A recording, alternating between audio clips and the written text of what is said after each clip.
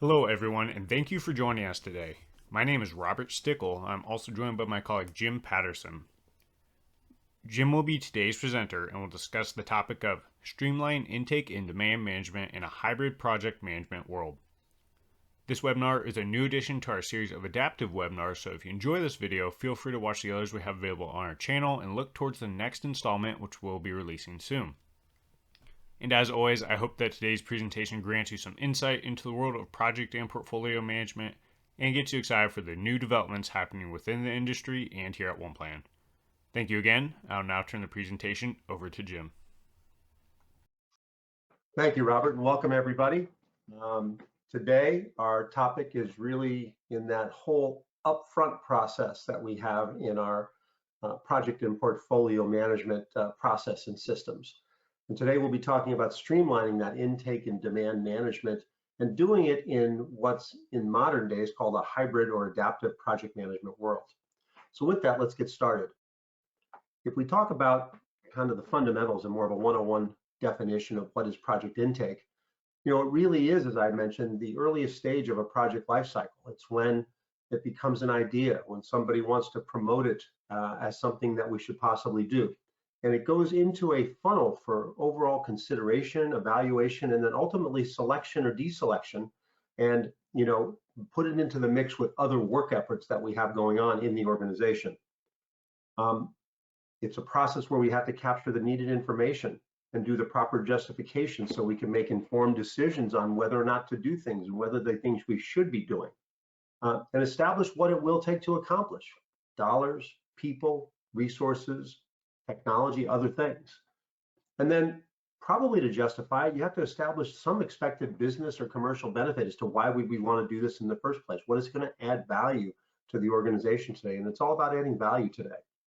And it really needs to incorporate a process for not only just consideration, but for approval and for governance to make sure that we've got proper controls over what we're working on. Now, how are organizations doing this today? Well, many are still doing these things in documents like Word documents that have tables and fields and narratives in them, or they're doing them in Excel spreadsheets for the financial or resource aspects of that, or maybe, in the worst case, they're doing a combination of different document artifacts that have to be compiled together in some fashion in order to get the complete picture. Some people are submitting requests via email or using general collaboration tools like SharePoint. Some are putting them all strictly in financial and ERP systems, which are geared towards the financial aspect of things and maybe don't factor in some of the qualitative and other aspects of those things. Ultimately, it does have to incorporate a process for approval and governance, but if you have a number of different documents and artifacts and they're scattered around, or you have other methods that are not connected to what's eventually going to be where you're going to manage that portfolio of projects and execute on these should you decide to do them, it creates a lot of inefficiencies for organizations, and we hope to streamline that per the title today. So if you have all these different methods, if you have these different documents and artifacts and tools and processes to do these things, what do you end up with? Well, first and foremost, you end up with silos of information that you have to somehow cobble together to get a complete picture. If you're doing those things, chances are you're putting the same data elements in multiple places, and that duplicate data entry can be frustrating to your users, but also can be prone to mistakes and inconsistency of that data, including even data loss. If you have various sources coming from different angles in the organization for these types of requests for intake, it can become unclear when there's competing priorities and what should be the top priority when different vested interests are in place, let alone the version controls of the different versions as these requests mature, different processes for how people evaluate them, and even lack of visibility for the submitter as to where their submissions stand in the process. Is anybody even looking at them? So ultimately, cases are hard to compare and prioritize when it's disjointed like that. And it can definitely slow down the approval process as people try to figure out what is where. Do I have the complete picture? Do I have the most recent version of things? It also makes it difficult to have consistent valuation of projects, meaning, how do we value projects? How do we score them? How do we assess the benefits and how do we compare them against one another? If we're not doing it in a common fashion, it's difficult to bring that stuff together in a cohesive way that's meaningful. So, Nowadays we have, and we should be putting in place more consistent and integrated ways to work. We're talking about maybe a central database repository of all this request or intake information. And it should be integrated with where eventually we're going to manage this in our portfolio of projects and where we're going to execute. And it shouldn't be in documents. Documents, I liken them to like taking some data and locking it up in a capsule, and sending it off somewhere. And it's locked up in there until we open up that capsule again. Forms-based data capture with all that data in a repository makes it easier for us to assess that data, use it for multiple purposes, maybe enter once, use multiple ways, and have it available for reporting for decision support. And also, it gives us the ability to include all elements we need in one place, even a full business case, including the narratives, so that we can get the complete picture in one context. Now, we can have different templates for different project types or different initiatives, different ones of different types and complexity, so it doesn't have to be a one-size-fits-all. And we want to accommodate the different levels or stages or levels of maturity as these ideas, requests, ultimately potentially become projects as they gestate and mature. They could become initial ideas, which then formulate formal requests, which include maybe then business case. And then there may be a funding and approval aspect of that. And then how do we transition that from an approved thing that we want to do into the execution mode, where we then say, hey, this is a project or an initiative that we want to work on. Now, capturing the data elements all in one place, right? Whether it's a full description and characterization of the request, because there's different categories and types and sponsors and funding sources and other ways your organization has to do that. There's the concept of strategic alignment. It might be a good idea to do a project in general. It might be a good idea, but does it align with the strategy and the priorities of our organization? And if we're going to work on it and it doesn't align, why are we? And if we're working on the wrong things, even if we do it well, why does it matter? There's resource estimates and resource plans that need to factor in. Do we have the resources to get this done, and do we have the bandwidth? Do we have the dollars and the financial estimates? And then some benefits statement. What are we going to get of it as an organization, whether they're tangible or intangible benefits? Are there things that we're going to get as value in return for making the investment?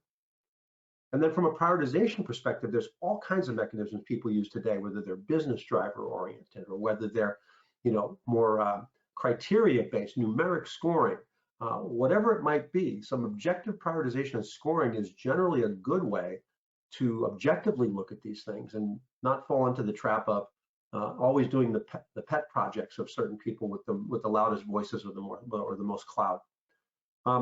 Project types for proper data elements and approval process, and the workflow for routing and approval so the right people get involved in the process are things that having this all in one place gives us a better opportunity to do. Now, in our current world today, we have a proliferation of tools and methods being used in organizations, meaning things are kind of fragmented by their nature in some cases. People might be using different methodologies. Some might be using more waterfall types of approaches, or some more sub-iterative type of agile approaches, or some variations thereof. And then therefore, the tools they might use to execute on these projects might vary. Some might be using for agile a Jira or an Azure DevOps. Some might be in a waterfall world using Microsoft Project, or they might be using a one plan that can do either of these things. The key is that we have to accommodate in this intake process the realization that the execution may be happening in different ways, but how do we fold all this into a hybrid or common or more holistic portfolio management process, which includes this intake? So we want to be able to meet the needs of the teams that have to execute, but also make sure that leadership gets the things that they need as well.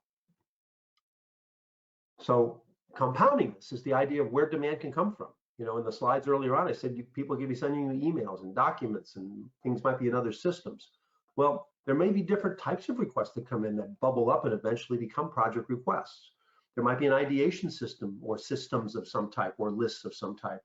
There might be a project request system, or maybe a request management system that you use for your IT service requests or things like that.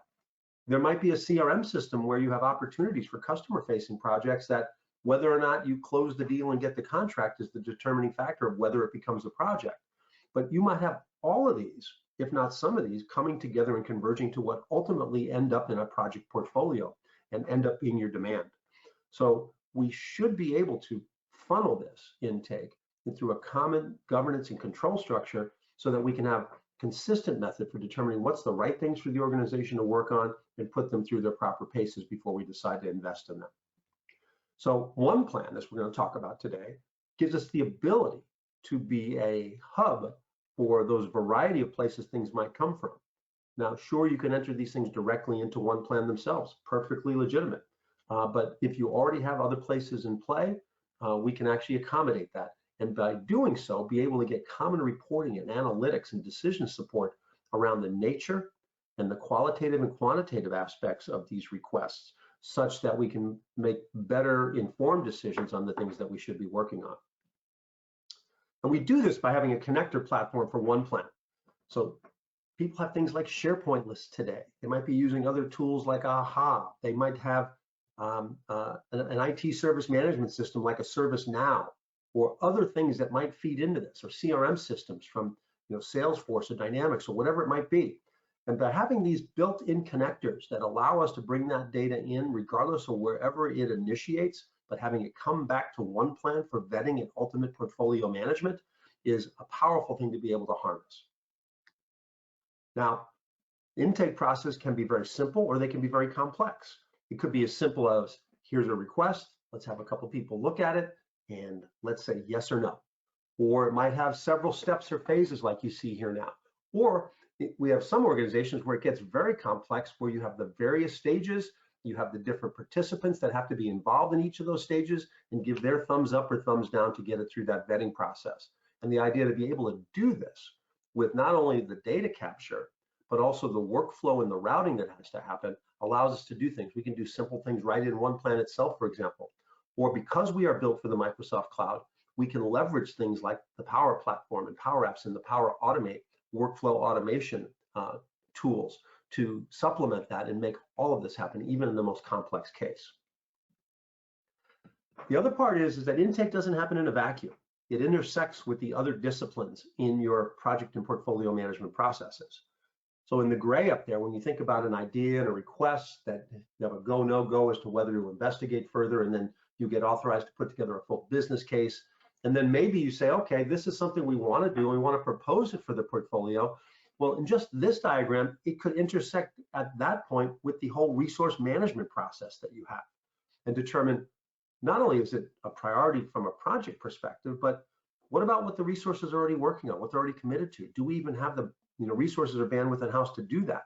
And we have to factor that in that dimension before a governance or a steering committee can even approve that, because we could be approving something we have no ability to deliver on.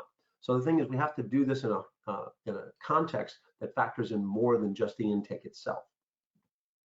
Now, ideas, requests, and business cases, by doing them all in a single location, we can do simple idea capture. We can do more robust project requests that include business cases. We could have sectioned forms for different data, and maybe even only have certain data required when these requests reach a certain stage. And even those automated workflows we talked about, and ultimately be able to take all that data we capture in this realm and actually promote it to projects at the appropriate time. So we can just leverage the data we've already entered without duplicating or re-entering any of that data. And as we're going to talk about today, you could use sources you are already using. So for example, you might use a SharePoint list of some type. People are doing that very routinely out there in the organizations today. You might be having something in Dynamics or Power Apps that you're working on in the Microsoft realm that's capturing certain data. Or could be another third party. It could be like a service management system, like a ServiceNow, that you're capturing requests in general, and maybe some of them bubble up to become what's project requests that need to get funneled into this project intake process. But you can go directly to one plan as well, because it has the mechanisms in there to capture and characterize the things you want from a business case perspective and intake perspective as well. Now, that means having the ability to have configurable and comprehensive intake forms, getting rid of the documents, getting rid of the spreadsheets, getting rid of the Word docs, and et cetera like that, and capture all the data needed for evaluation and selection. One plan has just recently made available a model so that without having individuals licensed individually for one plan, that anybody in the organization can come in and actually submit a request. So that means we now have the option as organizations to use what we're currently using and funnel that into one plan, into the portfolio management solution, or we could use this as the place where we send everybody to capture so we don't have to integrate with anything.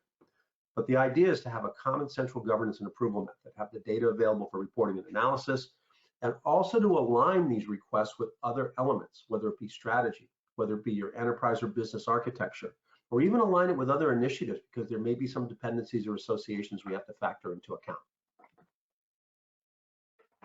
Now, by doing so, things can get complex, and one plan is considered that.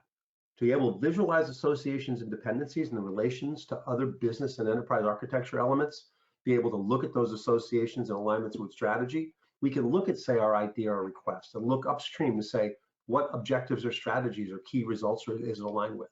You know, what products do we have to factor in? What applications or what other projects? Anything that we associate with in the solution can be visualized so that we can, you know, kind of comprehend a little bit better and see visually what we have to take into account. And then within them themselves, you know, sometimes in project requests, you know, high level estimates of what it's going to take from a dollar perspective or from a resource perspective may be fine. But at some point when we get serious about working on things, we probably need to get a little more granular in how we decide what we're going to need, whether it be role-based resource capacity planning on an individual project or request basis. You know, maybe just by roles, we need a project manager, you know, 30% of their time over 6 months, or we need certain individuals that are key people, and we might want to plan those in FTEs or percentages or hours. The key is to be able to capture that and have it go into the mix of an overall resource demand plan so we can see what the overall demands and quantify that across the organization is very important if we're going to make realistic decisions.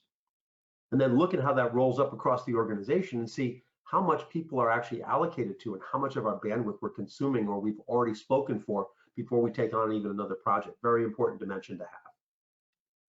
And then there's the financial aspect.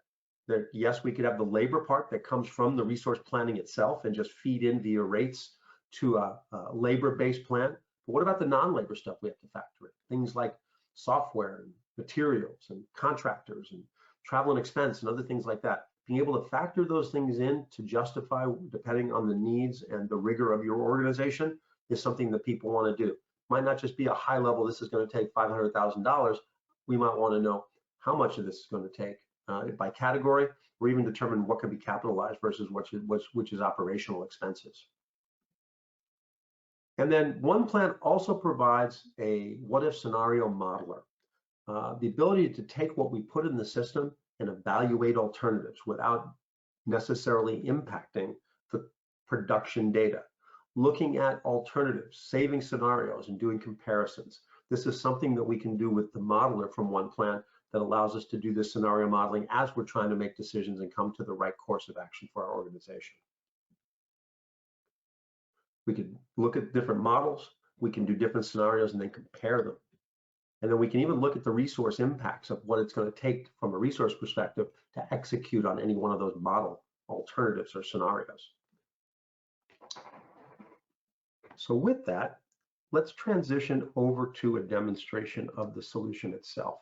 And I will first start with where the payback comes. You know, by having, as we said, all of the data available to us in a central database repository for intake and requests, we get to have online availability of data with reporting or live views within the solution. And I'll just start today from a report. And based on the ideas and requests that are coming into the organization, we might want to do some analysis rather than just looking at them as a list of individual requests. For example, if an executive wanted to review this and was looking at what it was going to take, you know, we have a list of the different requests or ideas that are coming in. We have different data points in here as far as maybe what state they're in, what process step they're in, whether it's been approved yet or not, maybe what their priorities are, what the total estimated budget and benefits are, maybe some calculation of return on investment, or et cetera. And the idea here is that you can then maybe do some slicing through here and look at things like, you know, what do we have here from a security basis that we have to look at and say, you know, what security projects? And we have a security project here that we need to look at that we probably should seriously consider. And by hovering over this in the prioritization matrix of benefits versus priority, get an idea of what the priority is, maybe the benefits and the budget. and where it fits in an overall matrix of this. Or looking at our projects from an overall matrix here and saying if it's high priority and high benefit, the sweet spot up here, what do we have up here? Well, it looks like our two biggest projects are in that. This wind turbines project, as well as the plant automation project or idea or request that's coming through. So in this, you can slice through and say, what are the details around a specific project, and what's the budget and benefits and the return on investment, and look at what that is for a specific project or by categorization or whatever other slices you want to make up here by project type or priority or by state. This is just one example of a report that you could get out of something like this, and then basically take this and work with it in a way that makes sense for you.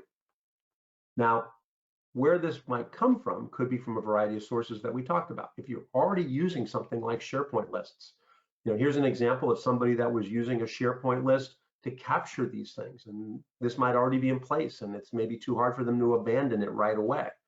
We could actually come in and look at some of these requests, and in there could be forms to capture the data here in a SharePoint list that allows us to capture, the different data elements that make sense for us, like the idea state and the benefits and all that type of stuff. But the idea to bring this together and look at this ideas list and have this come together through a connector to one plan and bring these things in from a separate source, and this might be just one source of data in your organization, allows us to leverage, at least for the time being, what you're already doing without disrupting the organization too much. The same thing would hold true if you're using something in Dynamics or Power Apps. For example, in this Power App, which Microsoft is having customers adopt pretty readily out there in the organizations, and we have a number of people that have already established project request areas or simple portfolios using a Power App, and this project request might be captured in something like this, where you come in and you actually have a form built in a Power App that allows us to capture the critical data elements in the narrative on a business case and maybe some prioritization scheme that calculates a prioritization score. So some of this may already be in place in your organization as you're working through all this. And ultimately, we make that happen through our OneConnect platform. And through our OneConnect platform, we have different connectors to things like ServiceNow and to SharePoint and Jira and Power Apps and other solutions that allows us to map data to and from one source into one plan and back in order to facilitate that process. But I would say this, if you're not committed to something else already, there is an alternative to just do these things directly into one plan. And this would be a centralized request list or an ideas area, whatever you'd like to call it. This is just one configuration that would allow us to capture the right data elements and have different views that show us things like what process step we're in, what state we're in, what's the overall priority, what's the prioritization score based upon the scoring mechanism that we're using, what's the budget and the benefits on this, right? Maybe what business unit or categorization are these part of, et cetera. You can have any number of views and actually establish and add to these things any number of columns that you might want into the mix. So ones that actually come with one plan itself or ones custom that you might add just through simple configuration can be added to any one of these views here in the list, and you can have different views of the way you look at this portfolio list. Let me drill into one. So for example, I have this idea or request for core transformation. And once I drill into that, let me just go to the details first. If I come into the details, you'll see that a form has been created, and these are all configurable with drag and drop capabilities by the customer that allow us to capture things like categorization or header information, for example, like, what industry, business unit, who's the executive sponsor, what category is it in, what goals does it have, overall priorities, et cetera, as well as being able to establish a process or stage or phase flow for how this approval process might go and be able to advance these things through that type of process. And that can happen either here right within one plan in a simple fashion, or more complex routing and approvals that might happen by leveraging Power Automate to advance these things as appropriate. And if you notice, there's sections in this form. For example, depending on what stage you're in up here, different sections may become available. So as an increasing level of detail might be required in a business case, some things might enter up to let you to do things like add narrative for what that business case might be. to allow you to put in maybe high-level information, in this case, if you're doing a simple approach to budget and benefits, or even prioritization methods on things like, are we using business driver indications, like how strongly do we strategically align? Is it going to help us improve employee retention? Is it going to lower cost or increase revenue? Is it going to improve risk reduction? And by what we select in here, it's going to calculate a score for more of a business driver type. And this can be configured to what your scoring mechanism is. Also, for more agile folks, if you have more agile type of projects using maybe a weighted shortest job first, a WSJF approach, you may capture the Fibonacci number scoring in here that helps support this on things like risk and business value and time criticality, swag, to come up with a WSJF score for prioritization on your more agile projects as well. Other key components for folks that want to factor in more than just the priority things is how well we align with other elements within the organization or in the enterprise architecture. For example, are we aligned with any strategies that have key results?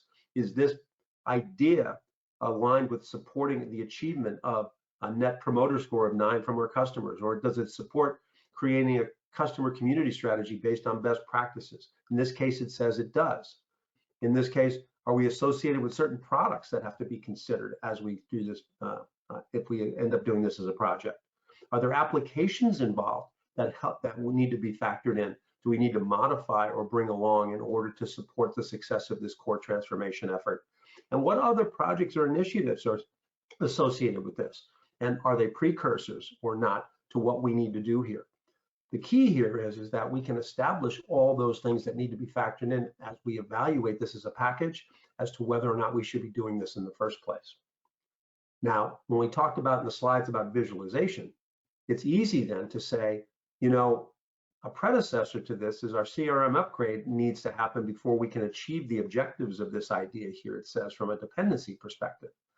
Now, from an overall runway of all the associations of the ones that we have in this view, I can see that this idea, core transformation, is aligned with 2 different key results that we showed up in the details page. And those key results ultimately support the achievement of 2 higher level strategies or objectives. And we can see that visually right here. Downstream, we can see that this idea would be related to or have impacts to or from these particular products, and then other applications that we have that need to support this are in there. And any one of these elements, as I want to look through this, at any given point in time, I can look at any of the details through a quick edit page on what the details are around any of these elements, whether it be an idea, an objective, a product, an initiative, or a project. The key is that data is available and digestible to us in a visual fashion here. Now, as we go through this and we go through the ideas, and it comes time to take our proposed projects and move them through into a state that we want to consider doing them as a project, we can go in here and we can take a particular project and we can decide that we are going to promote it. And by doing so, we can do what's called a reorganize or a convert in here, which allows us either through workflow or but somebody with the permissions to do so, to take this idea and convert it into a project at any given point in time. Or if you have delineated between agile projects and epics for that type of delineation in your plan types within the system, you can convert this and carry forth with it to that project all of the data that we captured in those forms and all the planning data that we did in that without having to duplicate that effort. And ultimately, when that gets promoted, that data will end up in your portfolio. So this portfolio of projects, now, even though it's been approved as an idea or request, it might still come over here as a proposed project because it's now in the mix, it's approved, it's something that we aspire to do, it's something that we've decided we want to do if we have the time, the money, and the bandwidth to do it, and fits within our priorities. So now within this active portfolio, I'm looking at a list of projects. I'm looking at a project that is a mix of active, on hold, and proposed projects. I can filter or group by these types of things. For example, if I wanted to, group this by the state of the project, for example, I can very easily take a look and see what do I have proposed versus what is active versus what is on hold. Or I can look at things from a variety of other perspectives. In here, for example, if I was to drill into a particular project that's proposed called social networking integration. I can come into this and, for example, look at the details. Now, very similar looking to the details page that we had in the request. But as it becomes a project or a potential project in the portfolio, it may open up other fields of data that we might want to capture. And if you might notice, there's a lot more extensive data, including active data that will be reflected in here as we execute on this, including project health metrics, et cetera, and ongoing project status narrative and things like that. The key is that whether the life cycle, now that it's a project, is going to be different, probably more robust than it was through the request stage. It's now opening this up to where the data that we did capture is going to be added to new data that will actually be capturing and entering as part of an active project. Now, when this does come over, not only do we have the details of that project, we might have a resource plan like we talked about. And that resource plan could have been entered in the request stage if you wanted to do it at that stage, or do it here, whereby you decide what roles you might need and plan in terms of hours or FTEs or percentages of allocation as we need that, and look at what the requirements are across all that. And that might spawn part of a financial plan. And that financial plan might have a budget that we establish on a time phase basis in different cost categories. And the labor report may come from the resource plan itself and be able to understand what in total it's going to take from an overall budget to do this particular project. And other aspects, including an overall work plan, we want to execute on that. And that's a topic for another story, but whether it be a schedule or an agile plan is something that you might want to look at. Now, if we go back to a portfolio view, and let's just say I would going to look at this portfolio data in more of a project prioritization view. It's going to give me a different perspective with different columns of data and a different way to look at it. And in this particular case, I have, and I'm showing in this view more of the business driver alignment of what selections in the business driver, how well it strategically aligns or lowers cost or improves employee satisfaction or retention is driving these particular scores that are here, as well as with budgets, and with benefits. I can actually rank them as they are here by their prioritization scores, or I can force rank them in here by putting a force ranking prioritization model in here that has a force rank number that allows me to take these and drag these particular projects up into different places based upon priority, preference, or maybe even compliance or regulatory stuff that we might need to do in order to drive these things outside of their normal prioritization scheme. Okay. Now, we can also look at these things in board views. So for those people with more of an agile focus, we could look at, say, a board by a variety of things, by priority, or in this case, I'll look at it by state. In this case, I'm looking at what we have that's proposed, and I have them now in card fashions. I have them what's active and what's on hold. And I have in the cards, I can surface what data elements that make sense. And this one includes the prioritization scores, as well as rolling up the data and the budgets within our budget constraints that we have within proposed and active projects. The key is that we can move things around more graphically into different active states or proposed states, or if we have things in our backlog, we can move those things into the more active mix here through a drag and drop approach in here as we go through as well. What's nice about this is as we go into these list views and maybe into, let me just go back into the project prioritization view here, we can do those visualizations here from wherever we're at in the organization. So for example, as I'm considering doing the social networking integration project, right, in here, I might come in and say, what are the visualizations or the things related to that particular project as we go through? And in here, I can see the dependencies are that I have two projects that have to happen before I can do this one. Then I have one that's dependent on social networking integration before I can get that done. I can also look at in the runway here, once again, the whole thing that social networking integration and the data that's available to that, right? How does that fit in with the strategies and the key results that we're aligning with, as well as the products and the applications and potential capabilities and value streams that we're aligned with as well? So the visualizations of the interrelations here are important because you need to factor all these things in to make good decisions. Now, ultimately, as you get into the mix and you have a portfolio of things that you are doing and that you're considering doing, you might want to evaluate what if scenarios or alternatives. And to do that, we've actually added to one plan a modeler capability. And this modeler allows us to focus on different scenarios that we might want to work with. We might have different scenarios here, for example, might be in an IT budget. We might be deciding that, let's just say within, well, let's start from the beginning. As we look at these, we might come into a mix of projects or scenario that we want to work with that we might want to put constraints against it. So maybe a scenario might be, say, we have a $20 million budget.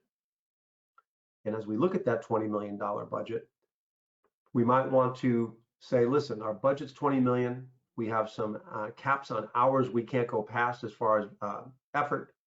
There's some benefits that we're targeting for this that we'd like to get out of this investment of $20 million in budget.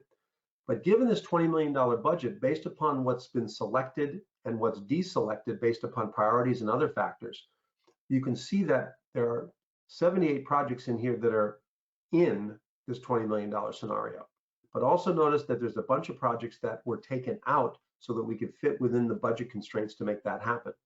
So within this, we can deselect and select projects. We can determine within thresholds of what's going to meet our needs from a budget and benefit perspective, as well as maybe even do alternative scenarios. Like, for example, if we said, well, what if we got another $5 million? What would that look like?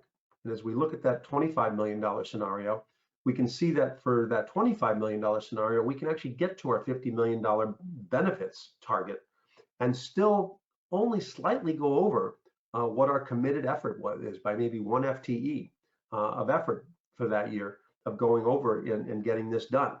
And in that, instead of 78 projects, it's looking like we can do 95 projects for that extra $5 million and get another $10 million of benefits. And the ones we have to exclude becomes a much shorter list. What's nice about this is that we can go in here and look at things like what that's going to take from a resource plan perspective.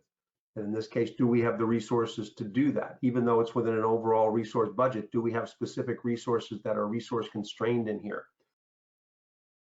We can come in and compare our scenarios. So for example, if I go in here and I say I want to compare these two scenarios that I just worked on, what are the outcomes? So the $25 million and the $20 million budget, I can basically see that for these different levels of spend and the committed effort that's involved, I can see that I can actually get another $10 million worth of benefit for an additional $5 million worth of investment.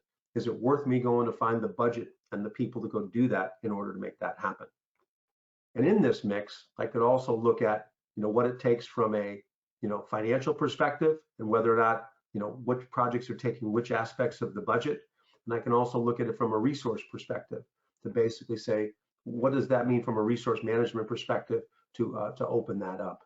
So once again, evaluating alternatives, looking at comparisons before you make your final decisions. So let me go back and summarize and recap some things for us. So in summary, demand can come from all parts of the organization, both internal and external. Emails, documents, and spreadsheets are how many people are capturing requests and ideas today.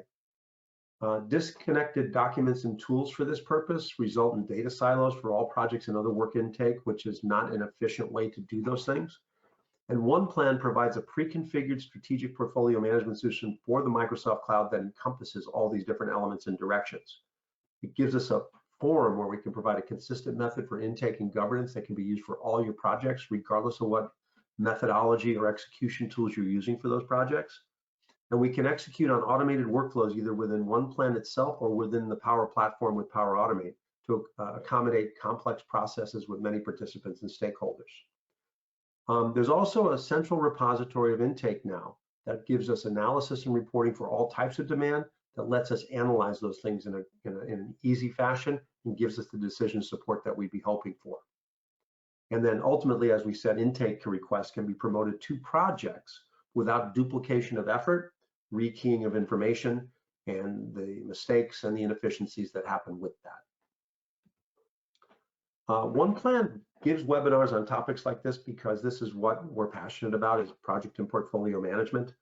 We're a loyal Microsoft Gold partner, and Microsoft named us again in 2022 their Global Project and Portfolio Management Partner of the Year. We're also recognized by the analysts like Gartner and Infotech for our work in these areas, and we continue to innovate to try and bring more modern techniques and capabilities into the project and portfolio management realm. We do webinars like this almost on a weekly basis. We're right now currently planning what our next one's going to be. So keep tuned, go to oneplan.ai/webinars. They'll be up there soon, but if in advance of that, we have a whole library of on-demand webinars that you can see on a variety of topics. We've done a ton of them. So there's a lot of rich information out there if you're interested more in what we're doing. You can also start with a free trial too. If you go up to AppSource on Microsoft, we have different templates for trials up there. The most all-encompassing one is our strategic portfolio management template. So if you're looking to use all these capabilities I showed you today, I strongly encourage you to use that one. Or we some have more targeted ones for things like adaptive portfolio management, agile portfolio management, or just strategy execution and things like that. So, but please engage with us. We'd like to get you hooked up with the right template to make sure that your trial experience goes well and you get the outcomes you're looking for. We can also help you with a roadmap workshop if you're intrigued by some of the technology that we show in these webinars. We're happy to have a discussion with you and review your current use of tools and solutions and assess your current requirements and where you want to go in a desired future state, and then kind of give you an idea what it would take to get there. Because we leverage a lot of Microsoft tools for this, you may own a good chunk of what you already need. This just might be an incremental investment on your part. So free trial, we'd love to help you with that. Roadmap workshop. If you're not quite ready there, we're happy to schedule if you contact us for a personalized one-on-one demo where we can specifically address your needs and your pain points and go beyond just the generalized demo that I gave you today. You can reach us at contact@oneplan.ai for that, or if you just want to research us further, go to www.oneplan.ai. We've got a lot of information about our tools and our solutions in our company. So with that, I'd just like to thank you all for spending time out of your valuable day today.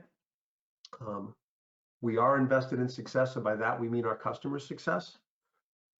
If you had some questions and we didn't get to them today, we'll respond to you via email, in the process of which we're going to send you a copy of these slides and a link to a recording of the presentation. Thank you and have a great day.